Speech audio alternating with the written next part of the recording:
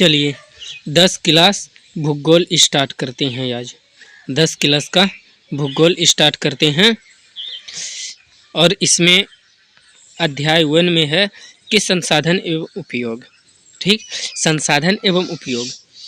संसाधन जो हम लोग का संसाधन है और उसका जो उपयोग हम लोग करते हैं। सबसे पहले नहीं समझ में आए तो सबसे पहले हम लोग समझ लेते हैं कि संसाधन कहते किसे हैं। सबसे पहले कि संसाधन किसे कहते हैं हम ये समझते हैं। ठीक है, चलिए। संसाधन जो भी वस्तुएं आपके जीवन में उपयोग में आता है, आपके जीवन में उपयोग जो भी वस्तु आता है, या तो अपनी आवश्यकता के लिए उपयोग करते हैं। अपनी आवश्यकता के लिए जो भी संसाधन उपयोग करते हैं, जो भी वस्तु उपयोग करते हैं, वो संसाधन ही कहलाता है। जो भी वस्तु हो, कितों ही जो भी वस्तु को हम लोग उपयोग करते हैं वो संसाधन ही कहलाता है। जैसे हम लोग मान लें जैसे इसमें आ गया खेती करना। खेती तो हम लोग करते हैं, लेकिन वो किसके अंतर्गत में आता है? हम लोग का एक संसाधन है जो कि हम लोग का भरण पोषण चलता है। दूसरी बात, व्यापार करना। व्यापार करना भी एक संसाधन है। पशुपालन करना ये भी एक संसाधन है, या तो मछली पालन करना ये भी एक संसाधन है। ये आदि जो संसाधन है ये हम लोग के संसाधन के अंतर्गत ही आता है, उसे ही संसाधन कहते हैं। जो भी वस्तु को उपयोग करके हम अपना जीवन को व्यतीत कर सकते हैं, अपना जीवन को चला सकते हैं, वो संसाधन हम उसे कह सकते हैं। समझ में आया संसाधन? तो संसाधन ये पूरी दुनिया में 3 प्रकार का होता है। एक होता है भौतिक संसाधन, एक होता है जैविक संसाधन, एक होता है मानवीय संसाधन। ये 3 संसाधन होता है पूरे दुनिया में। ठीक है, अब चलिए विस्तार से तीनों संसाधन को हम लोग समझते हैं कि तीनों संसाधन है क्या क्या।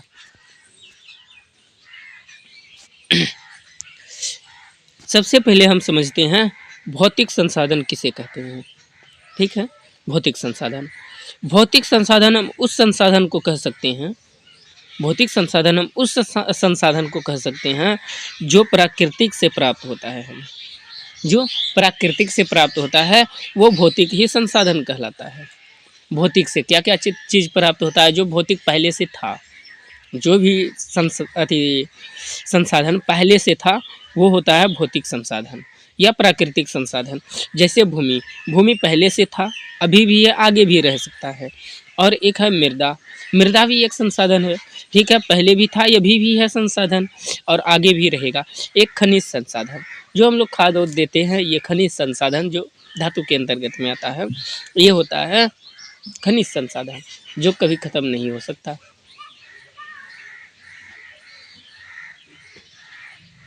चलिए अब समझते हैं आगे। अब आगे समझते हैं जैविक संसाधन किसे कहते हैं। जैविक संसाधन। जैविक संसाधन हम उस संसाधन को कह सकते हैं जो हमें जीवों के द्वारा प्राप्त होता है। जो भी संसाधन हमें जीवों के द्वारा प्राप्त होता है उसे जैविक संसाधन कहते हैं। ठीक है, जीव के द्वारा। ठीक है, जो भी जीव, जैसे मानो वनस्पति भी एक जीव है। गाछ वृक्ष ये भी एक जीव है, जो बाग बगीचे होते हैं। ठीक है, ये वनस्पति हम लोग के क्या जीवन का उपयोगदायक आता है। फिर होता है एक मानवीय संसाधन। ठीक है, मानवीय संसाधन जो हम लोग के जीवन में आता है, जो मानव के द्वारा होता है, जीव संसाधन। ठीक है,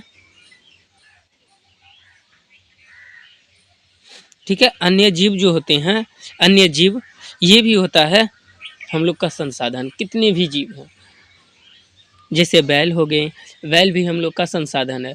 वो हल जोतते हैं, ये संसाधन कहलाते हैं। यदि बड़ा करेंगे उससे हमको इनकम भी आता है। और फिर उसके बाद यही जीव संसाधन गाय है, गाय को हम लोग पालते हैं तो उससे हमें दूध प्राप्त होता है, ये भी होता है। ठीक है, ये वन्य जीव जो होते हैं, ठीक है, ये भी एक संसाधन ही कहलाएंगे। फिर एक है जलीय जीव। जलीय जीव जो जल में रहते हैं, जल में जो रहते हैं वो जलीय जीव कहलाते हैं। जैसे मछली है, ये सब क्या है? वन्य जीव हैं, जो कि हम लोग के जीवन के अंतर्गत में आते हैं, हम लोग का उपयोगिता है, हम लोग उसको उपयोग करते हैं। चलिए अब हम लोग समझते हैं क्या चीज़ कि मानवीय संसाधन। मानवीय संसाधन कहते किसे हैं, इसको पहले समझते हैं और ऊपर कर लेते हैं। चलो सबसे पहले हम लोग समझते हैं मानवीय संसाधन कहते किसे हैं।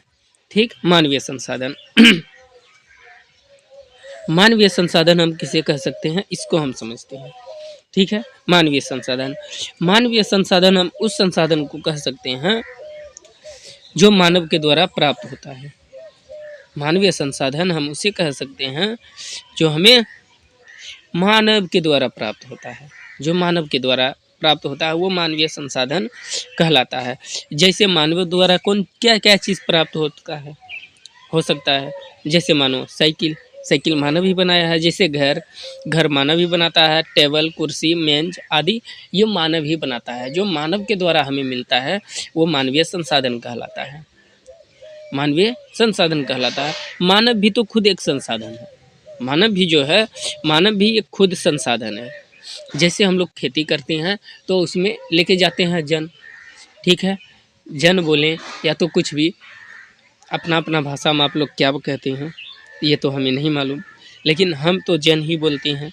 ठीक है, जो जन हो ना हम लोग लेके जाते हैं वो मानव संसाधन ही कहलाते हैं। इसीलिए जिम्मरमैन, जो जिम्मरमैन थे वो भी कहें कि संसाधन होते नहीं है, संसाधन बनते हैं। संसाधन खुद होता नहीं है, संसाधन बनाया जाता है। कुछ मिनट के लिए हम लेते हैं, ठीक है।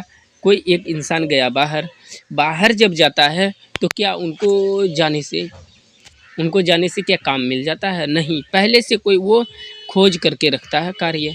फिर उसके बाद मानव जाते हैं वहाँ अपना रहन सहन के लिए व्यवस्था करते हैं, ठीक है। घर और बनाते हैं या झुग्गी माना जाता है, वो सब बनाते हैं। बना करके तब फिर वो अपना कार्य स्टार्ट करते हैं। ये जो होता है ये खुद अपना संसाधन खोजते हैं। ऐसा नहीं कि संसाधन होता है, यदि संसाधन किसी भी जगह मिल जाए तो इंसान वहीं जा कर के वहीं रह कर क्यों ना कर ले, जहाँ पे उसका निवासी है उसी जगह क्यों ना कर ले। संसाधन होता नहीं है, संसाधन को बनाया जाता है और वहाँ पे रहा जाता है। चलो हाँ, संसाधन के कुछ वर्गीकरण भी है, ठीक है। संसाधनों के कुछ वर्गीकरण है। जैसे मानो कि उत्पत्ति के आधार पे संसाधन को दो भाग में बांट दिया है। उत्पत्ति के आधार पे, जो कि उत्पत्ति होता है, उत्पत्ति के आधार पे संसाधन को दो भाग में बांट दिया है, ठीक है। एक है जैव, एक है अजैव, ठीक है। एक जैव संसाधन, एक अजैव संसाधन। चलिए अब विस्तार से जैव और अजैव को समझते हैं कि क्या है।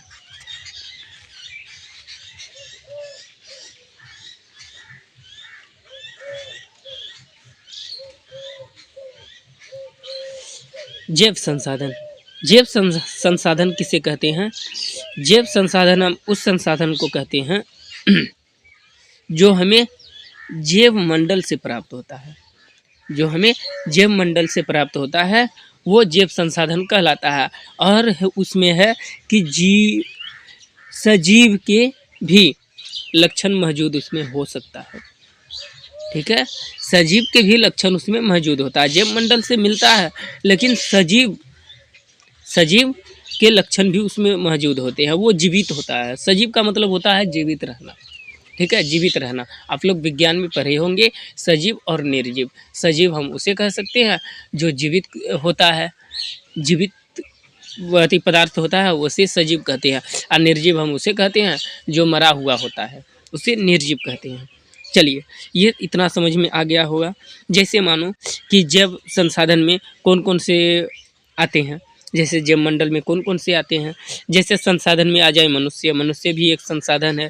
फिर उसके बाद जैव मंडल में आता है, और फिर उसके बाद वनस्पति, मत्स्य, मछली जो होता है, पशुधन और अन्य प्राणी हो सकते हैं। और भी अन्य प्राणी हैं, ऐसा नहीं कि नहीं है।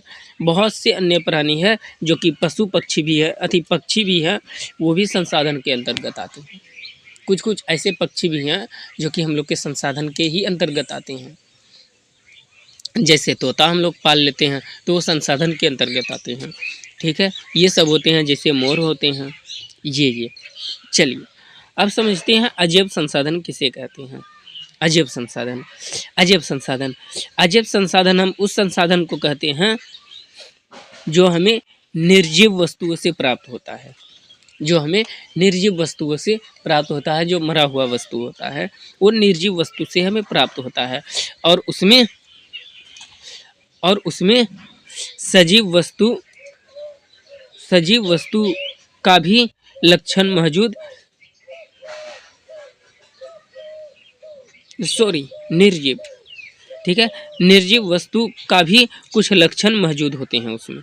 जैसे इसमें सजीव वस्तुओं का कुछ लक्षण मौजूद होते हैं, सजीव, इसमें निर्जीव वस्तुओं के कुछ लक्षण मौजूद होते हैं। जैसे चट्टानें निर्जीव वस्तु है, लेकिन उसमें भी क्या संसाधन भी है उसमें। चट्टानें हम लोग काटेंगे, उससे क्या गिट्टी प्राप्त होता है, गिट्टी किस में आता है, वही घर द्वार बनाने में, तो वो भी एक संसाधन है। जैसे धातु भी एक संसाधन है।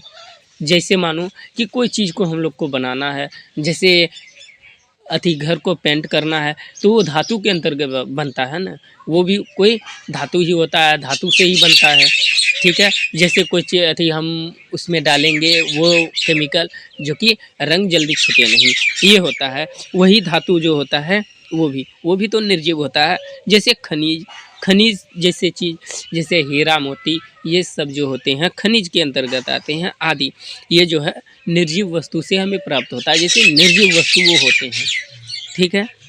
चलिए, ये आप समझ गए होंगे। अब हम समझते हैं कि प्रयोक्ता के आधार पर संसाधन कितने प्रकार के होते हैं। हम सबसे पहले हम सीखे हैं क्या चीज़, सबसे पहले हम सीखें कि उत्पत्ति के आधार पे, ठीक है। अब उत्पत्ति के आधार पे सबसे पहले हम सीखें उत्पत्ति के आधार पे। अब हम समझते हैं क्या चीज़, प्रयोग के आधार पे, ठीक। अब करते हैं प्रयोग या उपयोग, ठीक है। उपयोग, प्रयोग करना या उपयोग करना। उपयोग के आधार पे हम समझते हैं कि संसाधन के कितने हैं। तो उपयोग के आधार पे संसाधन को हम पकड़ें तो उपयोग के आधार पे संसाधन के दो ही भेद होते हैं। उपयोग के आधार पे संसाधन के दो भेद होते हैं, जैसे नवीकरणीय संसाधन और एक होता है अनवीकरणीय संसाधन। अब इसमें हम समझते हैं कि नवीकरणीय संसाधन किसे कहते हैं और अनवीकरणीय संसाधन किसे कहते हैं, इसको हम समझते हैं। चलिए, नवीकरणीय संसाधन वैसे संसाधन जिन्हें भौतिक, रासायनिक या यांत्रिक प्रक्रिया द्वारा हमें प्राप्त होता है। किससे, भौतिक, प्रहादी, रासायनिक जो हम बोले धातु, रासायनिक प्रक्रिया जो होता है, और यांत्रिक या मतलब अंदर की प्रक्रिया, ठीक है, यांत्रिक प्रक्रिया। ये सब जो होता है नवीकृत या पुनः प्राप्त किए जा सकते हैं, उसे क्या कहा जाता है, नवीकरणीय संसाधन। जो भी प्रक्रिया हो जो कि हम एक बार उपयोग कर सकते हैं फिर दोहरा के भी उसको उपयोग कर सकते हैं, तो वो नवीकरणीय संसाधन के अंतर्गत आता है। जैसे मान लो कि इसमें यदि माना जाए तो सौर ऊर्जा क्या होता है, आज भी उपयोग किए तो कल भी उपयोग कर सकते हैं उसको। ये सौर ऊर्जा कभी ख़त्म नहीं हो सकता, ये आगे पीछे रहता ही रहता है। जैसे पवन ऊर्जा यदि हम लोग ऑक्सीजन लेंगे तो नाइट्रोजन छोड़ते हैं, नाइट्रोजन हम लोग छोड़ते हैं तो नाइट्रोजन कौन लेता है, पेड़ पौधे लेते हैं, फिर उसको शुद्ध बना के हम ही लोग के पास दे देते हैं। तो क्या होता है, ये पवन ऊर्जा कभी ख़त्म नहीं हो सकता। वो क्या होता है, फिर ट्रांसफर होके फिर नाइट्रोजन, ऑक्सीजन से नाइट्रोजन बनता ही रहता है, ठीक है। जैसे जल हम लोग पीते हैं, फिर उसके बाद क्या होता है, फिर भी वो जितने भी होता है, जैसे हाथ धो लेते हैं, पीते हैं, फिर उसके बाद क्या होता है कि हाथ धोया हुआ पानी फिर हम लोग फेंक देते हैं ज़मीन पे। तो जब हाथ धोया हुआ पानी जब ज़मीन पे फेंकते हैं, फिर ज़मीन के अंदर जाता है तो वो फिर शुद्ध बन जाता है, शुद्ध बनता है तो फिर हम लोग उसको क्या करते हैं, फिर उसको उपयोग कर लेते हैं। जैसे मानो विद्युत ऊर्जा भी ये भी है, जो कि विद्युत ऊर्जा आता है, एक बार हम उपयोग कर लेते हैं फिर भी उसको फिर दोहरा के हम लोग उपयोग कर सकते हैं। वन्य प्राणी जो होते हैं, वन्य प्राणी भी इसके अंतर्गत आ जाएंगे, नवीकरणीय के अंतर्गत, ठीक है। अब समझते हैं अनवीकरणीय संसाधन। अब क्या समझते हैं, अनवीकरणीय संसाधन। अनवीकरणीय संसाधन किसे कहते हैं, हम ये समझते हैं। अनवीकरणीय ऐसे संसाधनों का विकास लंबी अवधि में जटिल प्रक्रिया द्वारा होता है, लंबी अवधि तक में होता है और जटिल प्रक्रिया द्वारा होता है। ठीक है, उसे हम क्या कर सकते हैं, उसे हम अनवीकरणीय संसाधन कह सकते हैं। और प्रक्रिया करने में, और वो प्रक्रिया पूरा करने में लाखों वर्ष लग जाते हैं, जिनमें कुछ ऐसे भी संसाधन है जो पुनः सक्रिय नहीं किया जा सकता है। जैसे मानो ऐसे संसाधन जो लंबी अवधि तक जटिल प्रक्रिया द्वारा प्राप्त होता है। इसकी प्रक्रिया पुनः लंबी मतलब लाखों करोड़ों वर्ष, ठीक है, लाखों वर्ष लगते हैं उसको बनने में। और उनमें कुछ ऐसे भी संसाधन होते हैं जो पुनः सक्रिय नहीं किया जा सकता है। एक बार उसको उपयोग कर लिए तो पुनः फिर उपयोग हम नहीं कर सकते हैं उसको। ठीक है, एक बार जो वो उपयोग कर लिए फिर दोहरा के उपयोग नहीं कर सकते हैं। ठीक है, बार बार उपयोग नहीं कर सकते हैं, वो एक बार में ही समाप्त हो जाता है। उसे क्या कहा जाता है, अनवीकरणीय संसाधन। जैसे मानो क्या क्या हो सकता है,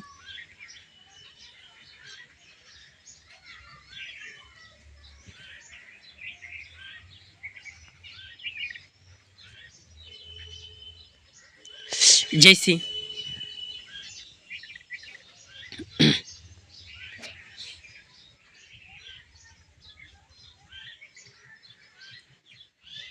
जैसे इसमें आ जाए, जैसे जीवाश्म ईंधन, ये जो होता है एक बार ख़त्म हो जाता है तो फिर दोहरा के हम लोग इसको उपयोग नहीं कर सकते हैं। जैसे जीवाश्म ईंधन में कौन कौन सा आ जाता है, इसमें यदि मार जाए तो कोयला, ठीक है, क्या क्या चीज़, कोयला, ठीक है। फिर यदि मान लें तो इसमें आ सकता है, कोयला के अंतर्गत आता है पेट्रोलियम, ठीक है।